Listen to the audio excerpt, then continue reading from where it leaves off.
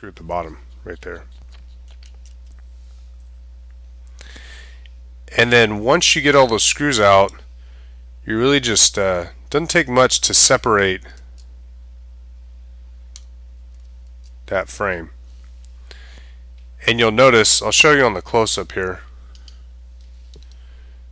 is with the frame, you're going to have this inside frame and then the actual outside frame. So what you want to do, and it may take you a second or two, but just separate, and you should be able to lift that a little bit. And that'll kind of free it up.